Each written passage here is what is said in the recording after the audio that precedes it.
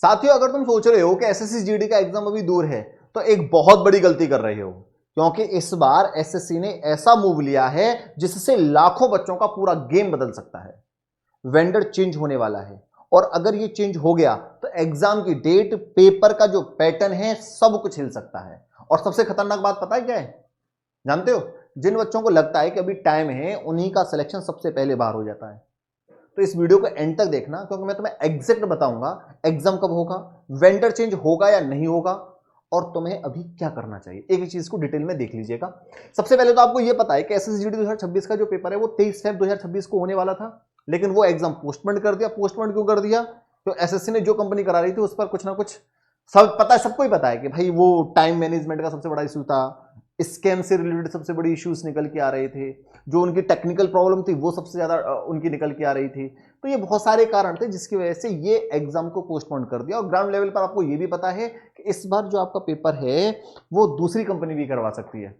SSC एक ठोस कदम उठा रहा है। तो ये सारी चीजें हैं, इसके अनुसार मैं आपको एग्जैक्ट बताऊंगा अगर वेंडर आपका चेंज हो रहा है तो पेपर कब होगा। अप्रैल में संभावना है या नहीं है? देखो, ये तो पता ही है कि आपका एग्जाम पोस्टपोन क्यों हुआ, क्योंकि एडमिनिस्ट्रेटिव बहुत सारे इशू आ रहे थे उस कंपनी के साथ। उनका जो एग्जाम सेंटर है, जो अरेंजमेंट प्रॉब्लम है, वही नहीं प्रॉपर कर पा रहे थे। ये तो पहले से ही लगातार जो आंदोलन चल रहे थे उसमें भी स्कैम निकल के आ रहा था, सिस्टम ही उनका पूरा कोलैप्स हो जाता था। तो मल्टीपल एसएससी एग्जाम्स क्लैश भी हो रहे थे, जिसकी वजह से आपका ये जो एग्जाम है ये पोस्टपोन कर दिया है। अच्छा, अब ये देखो वेंडर चेंज होगा या नहीं होगा। सबसे इंपॉर्टेंट सवाल क्या है कि अभी एसएससी ने ऑफिशियली वेंडर चेंज कंफर्म नहीं किया है, लेकिन ग्राउंड लेवल पर सीबीटी एग्जाम सिस्टम में बदलाव चल रहा है। जो सबसे इंपॉर्टेंट लाइन ये है, ठीक है, ये आपको समझना पड़ेगा। आप हल्के में चीजों को मत लीजिए, क्योंकि आपने जो अपनी पढ़ाई का स्तर है वो डाउन कर दिया है।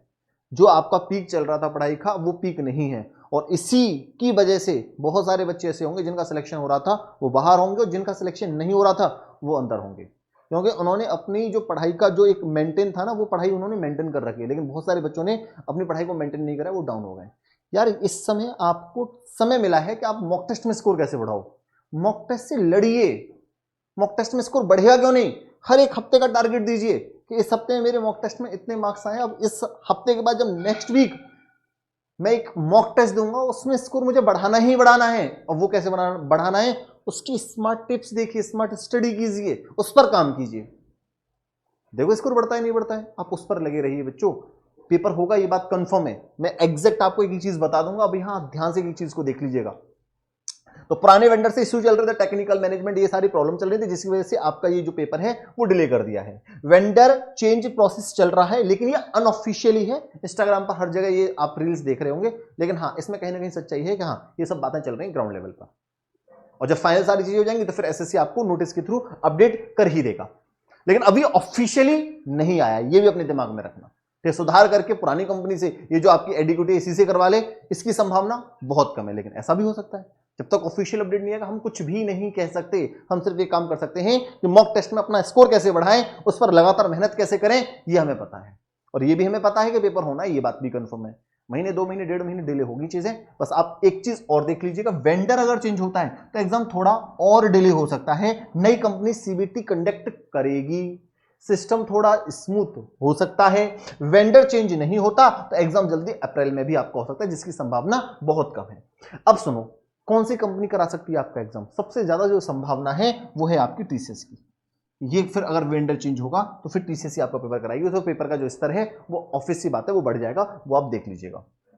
अगर वेंडर चेंज होता है तो एग्जाम कब होगा, ये भी सिनेरियो समझना कि नई कंपनी को सिस्टम सेटअप करने में थोड़ा सा टाइम लगता है, एग्जाम सेंटर्स रिलोकेट करने में उसको टाइम लगेगा, मॉक टेस्ट करेगा, ड्राई रन करेगा, उसमें भी टाइम लगेगा।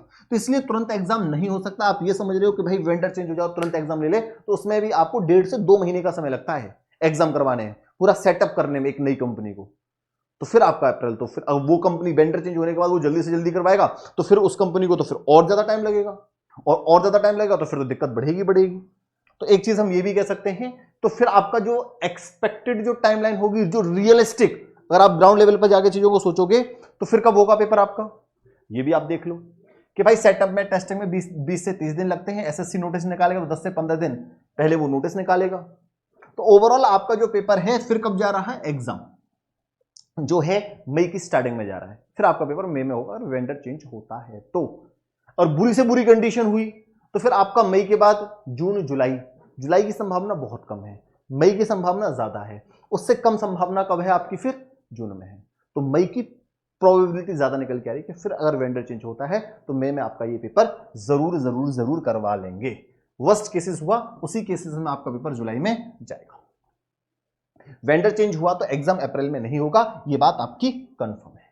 और वेंडर चेंज होना इसकी संभावना ज्यादा है। तो लगे रहिए, मेहनत करते रहिए बच्चों। मॉक टेस्ट में कैसे स्कोर बढ़ाना है इस पर काम करिए, सबसे जरूरी चीज आपकी ये है। अब सबसे जो डेंजरस मिस्टेक है वो पता है, बच्चों ने अपनी जो पढ़ाई की एक एफिशिएंसी है उसे ही स्लो डाउन कर दिया। और ये कितनी मूर्खता वाली बात है। तुम्हें तो टाइम मिल गया ना, तुम लोग अपनी पढ़ाई क्यों नहीं कर रहे हो भाई? मॉक टेस्ट में स्कोर कैसे बढ़ाना है इस पर लड़ाई करिए। सिलेबस खत्म कर लिया, जितना भी हो गया बहुत हो गया, मॉक टेस्ट में लड़िए। सबसे मेन चीज होती है मॉक टेस्ट। और मैं आपके लिए ये सोच रहा हूं कि मैं आपको 5 मिनट का एक सेशन लेके आया करूंगा, 5 मिनट की एक वीडियो दिया करूंगा, और उस 5 मिनट में 10 क्वेश्चन मैथ के दूंगा, और 10 क्वेश्चन को आपको सॉल्व कैसे करना है मॉक टेस्ट में। अगर पेपर में जब एग्जाम हॉल में बैठोगे तो वो 20 क्वेश्चन जो आते हैं उनको सॉल्व कैसे करना है जल्दी से जल्दी, वो ट्रिक बताऊंगा। वो कैसे कैसे क्वेश्चन आपसे पूछे जाते हैं, वो लेटेस्ट जो अपडेटेड क्वेश्चन है 5 मिनट में 10 से 12 क्वेश्चन में आपको करा दिया करूंगा। तो आपका ज्यादा टाइम वेस्ट भी नहीं हुआ। एक घंटे की जो वीडियो देखते हो 20-20 क्वेश्चन के लिए, वो भी टाइम वेस्ट है। यूट्यूब पर बहुत ज्यादा टाइम वेस्ट हो रहा है। तो मैं सोच रहा हूँ 5-5 मिनट में शॉर्ट वीडियोस में वो इंपोर्टेंट क्वेश्चंस मैं आपको दूं, और उसका जो क्वेश्चंस का कराने का तरीका है वो ऐसा बताऊं कि देखो मॉक टेस्ट में ऐसा क्वेश्चन आता है और तुमने मॉक टेस्ट में ऐसा क्वेश्चन गलत करा, इसको सही कैसे करोगे। आप RW के मॉक टेस्ट दे रहे होंगे, आप टेक्स्ट बुक पर मॉक टेस्ट दे रहे हो, वहां से जो बेहतरीन कंटेंट है उस क्वेश्चंस को सॉल्व करने की अप्रोच में आपको बताऊंगा कम समय में, सिर्फ मात्र 5 मिनट में। तो मुझे कमेंट बॉक्स में बताइएगा क्या ये सीरीज में आप लोगों के लिए स्टार्ट करूं या नहीं करूं। जो भी बच्चा इस वीडियो को देख रहा है जरूर इस चैनल को सब्सक्राइब कर लीजिएगा। बहुत बढ़िया बहुत प्यारा कंटेंट मैं आपको देने वाला हूं, और कमेंट बॉक्स में अपनी राय जरूर रखिएगा। धन्यवाद।